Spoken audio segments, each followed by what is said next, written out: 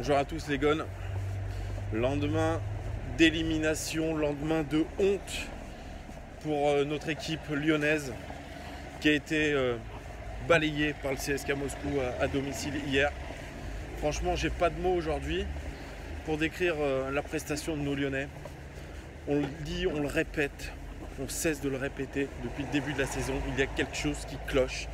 Il n'y a pas de collectif. C'est vraiment une énorme déception et je crois qu'on va avoir énormément de mal à s'en remettre. Après, voilà, c'était un peu prévisible. Moi, je le disais dès le début de l'année avec ces expected goals qui montraient que l'arbre cachait vraiment la forêt. Alors, désolé, aujourd'hui, j'ai pas le temps de vous faire une vidéo complète de statistiques. Par contre, je vous ferai le top 3 quand même des Lyonnais qui ont été bons en termes de stats. Et je les ai regardés, ces statistiques, et c'est là où c'est encore le plus étonnant, c'est qu'on est les meilleurs.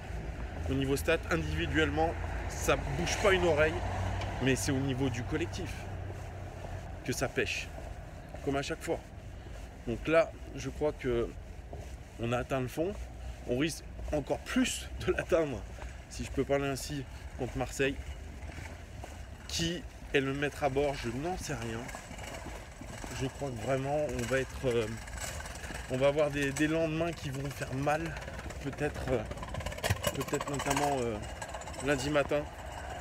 Vraiment, je partage votre déception sur les réseaux sociaux. Vous avez été extrêmement critique. Franchement, j'étais au stade, c'était quelque chose de pas beau à voir.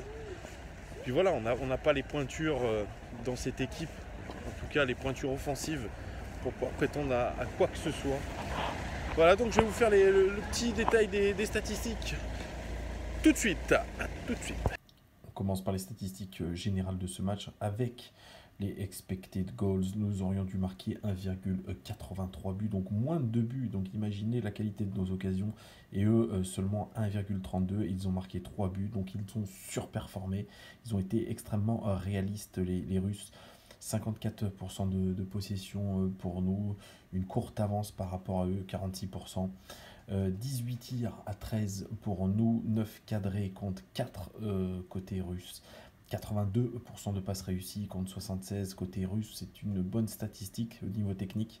55% des duels aériens ont été gagnés par les Russes, ce qui montre qu'ils ont mis de l'intensité notamment dans les deux surfaces au niveau aérien. 22 dribbles gagnés pour nous contre 4 chez eux. On a beaucoup provoqué balle au pied, on a créé des situations. Eux ont plutôt posé le jeu et n'ont pas forcément cherché à éliminer. Donc c'est un peu ça qui est étonnant. 13 tacles à 13. Au sol, ça a été aussi une sacrée bataille. Et puis 53% des ballons russes ont été joués dans notre camp. Nous, seulement 47% de nos ballons ont été joués dans leur camp. Ça montre qu'ils avaient un bloc un peu plus haut que nous. Et puis, 7 passes réussies sur 15 dans la surface de réparation pour les Lyonnais. J'ai envie de dire que c'est peu pour tenter quelque chose. Et surtout sur un quart de finale, un huitième de finale, retour de l'Europa League. Pour ce match et toujours en l'absence de Nabil Fekir, Bruno Genesio n'a pas modifié son système de jeu. 4-3-3 avec Ferry de nouveau titularisé aux côtés de Touzaren Ndombele et puis une titularisation pour Diakaby aux côtés de Marcelo et puis nos latéraux Tété et Marsal qui remplace Mendy qui avait fait pourtant un bon match en championnat. Tété lui remplace Raphaël qui a senti une gêne à la cuisse et puis devant le trio Cornet, Mariano, Depay. Cornet qui prend la place de Traoré. Et puis au niveau de cette passe map, de cette position moyenne des joueurs, on remarque encore une nouvelle fois que les joueurs n'ont pas dérogé au 4-3-3 de Bruno Genesio. Ils ont respecté à la lettre leur positionnement sur le terrain. Alors peut-être pour garder l'équilibre, mais je crois que dans ce match, il fallait vraiment trouver un déséquilibre. On passe maintenant aux prestations individuelles de notre équipe, en commençant par la défense, et notamment cette défense centrale avec Diakaby qui a été titularisé, oui, je dirais, pour la première fois depuis un long moment. Donc 79 ballons joués pour lui, c'est le record côté lyonnais dans ce match. 90% de passes réussies, ce qui est une très très bonne moyenne. 2 passes clés à son actif, on savait qu'il prenait des risques dans la relance et il l'a fait. 2 duels aériens gagnés pour lui, 3 interceptions, c'est le record côté lyonnais dans ce match. Et 5 dégagements, ce qui est plutôt correct aussi. Marcelo, lui, titulaire à temps plein, j'ai envie de dire, dans cette défense centrale. 78 ballons joués pour lui. 81% de passes réussies, c'est un poil moins que d'habitude. Il a pris moins de risques sur la relance. 6 duels aériens gagnés dans ce match, c'est un record côté lyonnais. 2 interceptions et toujours 6 dégagements effectués, c'est le record côté lyonnais dans ce match. Il a écarté le danger à plusieurs reprises, comme il a l'habitude de le faire. Nos latéraux, avec Marsal qui retrouve une place de titulaire, peut-être sa dernière la saison, on y reviendra. 67 ballons joués pour lui, 79% de passes réussies, ce qui est plutôt correct. Une passe clé, 3 duels aériens gagnés, 2 tacles gagnés et surtout 7 ballons récupérés. Mais que de déchets techniques dans son jeu. Et puis cette sortie à la 69e minute en marchant au lieu de courir. Et puis il n'a pas tapé dans la main de Bruno Genesio, et puis il s'en est suivi une altercation qui est inadmissible. Et je ne sais pas si on reverra Fernando Marsal sous le maillot lyonnais cette saison. Et puis Kenny Tété, 68 ballons joués, 85% de passes réussies, c'est mieux que Marsal. 2 duels aériens gagnés pour lui, 2 tacles réussis, 3 interceptions, c'est le record côté lyonnais dans ce match avec Diakabi. Et puis 8 ballons récupérés. Alors on a beaucoup critiqué Ted pour son repli défensif approximatif et surtout le fait qu'il n'ait pas serré Golovin sur le but du Russe, qu'il n'a pas été au contact. Effectivement, offensivement, c'est faible. Il n'y a aucun centre pour sa part. Mais sinon, je pense que le jeu défensif a été quand même plutôt correct. Mais bon, vous voyez, il suffit d'un fait de match pour que sa prestation soit entachée. On passe désormais à notre milieu de terrain, Ferry, Touzard, Ndombele, en commençant par Jordan Ferry qui cumule sa 2e titularisation. Il avait été très bon contre Caen. Ça a moins été le cas contre le CSKA Moscou. 38 ballons seulement pour lui ce soir. 79% de passes réussies, c'est correct. Et seulement une passe clé. Aucune interception, aucun dégagement, aucun tacle. C'est compliqué pour Jordan Ferry qui a fait plutôt un mauvais match. Lucas Touzard, notre sentinelle, 54 ballons joués pour lui, 85% de passes réussies, ce qui est plutôt correct. Un tir et un tir cadré pour lui et 3 duels aériens gagnés dans ce match et c'est tout. C'est moyen. Alors Lucas Touzard, il fait souvent du jeu latéral ou du jeu derrière qui permettait au bloc moscovite de remonter. C'est ça qu'on peut lui reprocher encore, c'est ce manque de jeu vers l'avant. Bon, c'est un joueur, effectivement, un joueur de devoir, un joueur qui a envie, mais ça reste compliqué pour lui techniquement. Il a du mal à sentir les coups. C'est bien dommage. Tanguy Ndombele, lui, continue avec une très bonne prestation ce soir. 77 ballons joués pour lui, 93% de passes réussies. C'est le record côté lyonnais dans ce match. Une passe clé. Il a tenté, Tanguy Ndombele, 4 tirs, mais seulement un cadré. 4 dribbles réussis. C'est le record côté lyonnais dans ce match. 3 tacles, c'est le record côté lyonnais dans ce match avec Diakabi et Tête. Et puis surtout 12 ballons à récupérer. Imaginez le travail acharné qu'il a fait. Il a cassé les lignes, Tanguy Ndombele, mais ses coéquipiers ne le suivaient pas. Il semblait au-dessus du lot, mais malheureusement il a perdu quelques ballons parce que ses coéquipiers étaient mal placés, parce que ses coéquipiers ne le suivaient pas. Et c'est bien dommage, mais encore une très très belle prestation de Tanguy Ndombele. Heureusement qu'il est là. Et on finit par notre trio de ce soir en commençant par Maxwell Cornet qui a été intégré dans cette équipe. Alors Maxwell Cornet, je sais qu'il vous a agacé sur les réseaux sociaux, sur Twitter. Il a fait du Maxwell Cornet, 56 ballons joués pour lui, 83% de passes réussies, ce qui est plutôt pas mal. Une passe clé pour lui, 4 tirs, 3 cadrés, un but. Et oui, il a marqué quand même un but, 4 dribbles réussis. Et puis 7 centres, uniquement 2 réussis. Il a tout tenté, Maxwell Cornet, mais avec énormément de maladresse. On peut se rappeler de cette action avec Mariano à ses côtés, à 2 contre 1 face au gardien. Il ne fait pas la passe, il décide de tirer.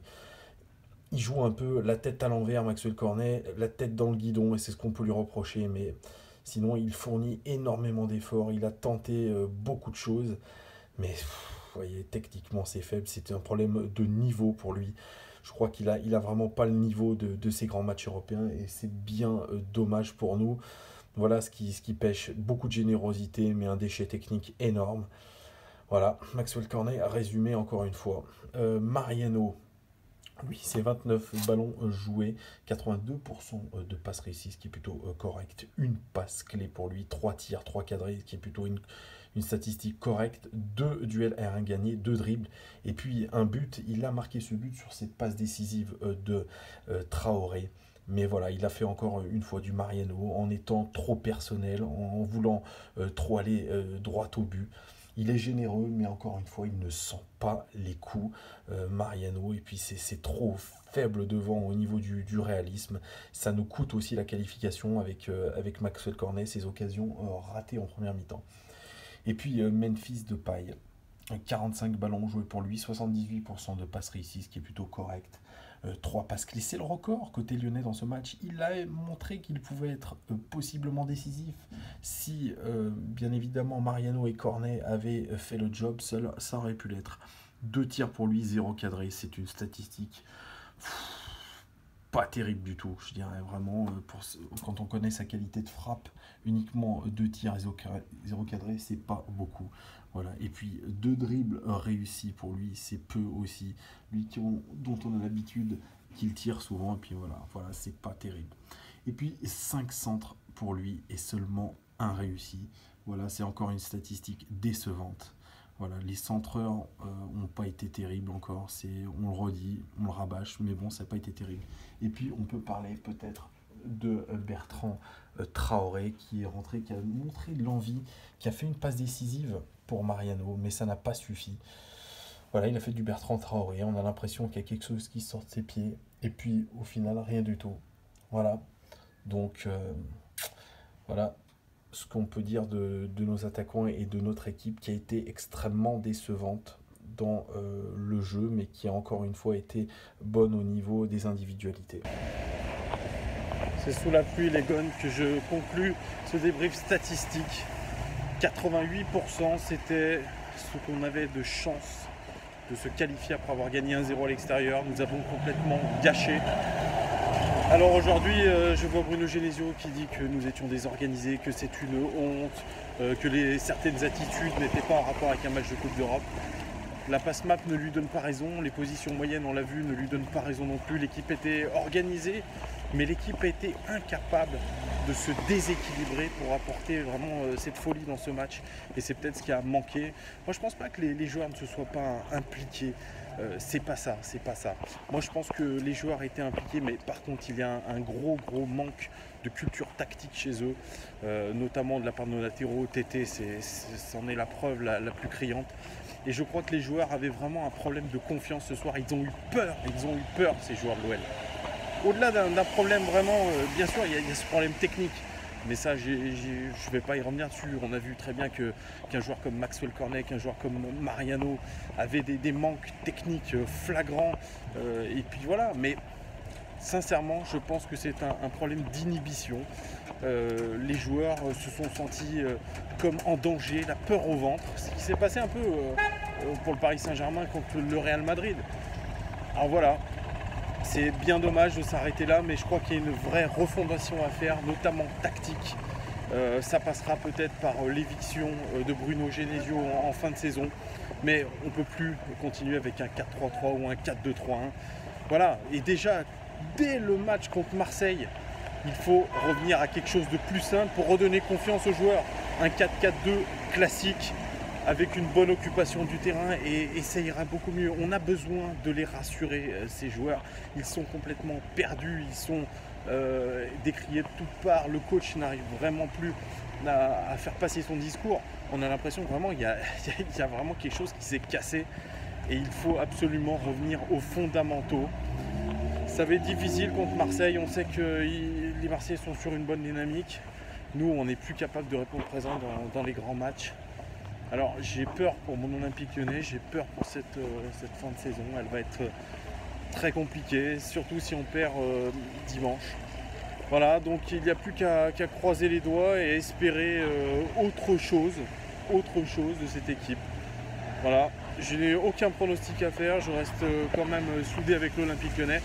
Désolé encore pour la qualité de cette vidéo, je n'ai pas eu le temps de faire autrement, donc je vous donne rendez-vous dimanche pour le vrai débriefing statistique de la rencontre contre Marseille, et puis j'aurai peut-être quelque chose à vous proposer, un projet, donc restez connectés. Je vous dis à très bientôt les gones, et puis bonne fin de semaine surtout. Ciao.